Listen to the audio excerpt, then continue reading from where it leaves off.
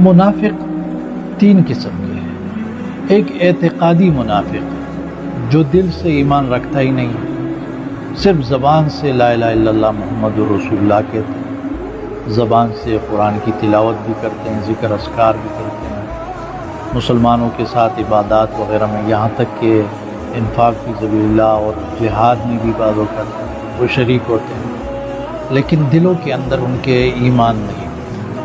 تو ایسے منافق جو ہے ان کے لیے سزا عام کافروں سے زیادہ سخت ہے۔ ان المنافقین فی الدرک الاسفل من النار، کیونکہ ایک تو یہ کفر کرتے ہیں، پھر کفر کے ساتھ جھوٹ اور بہت سی چیزیں ملا رہے ہیں، دھوکہ ملا رہے ہیں، پھر ایمان کا دعویٰ غلط سے کر رہے ہیں۔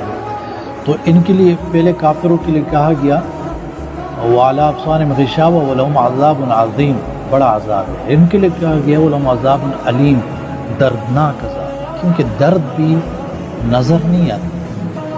یہ لوگ بھی جو سازشیں کرتے ہیں اور جس خفیہ چالوں سے مسلمانوں کو تکلیفیں دیتے ہیں وہ بھی نظر نہیں آتے، تو ان کو اللہ تبارک و تعالی بھی، اور انہیں اپنے کفر کو بھی چھپایا ہوتا ہے، تو اللہ ان کو سزا بھی دردناک سزا دے، درد دینے والی سزائیں اللہ تعالی ان کو دے گا۔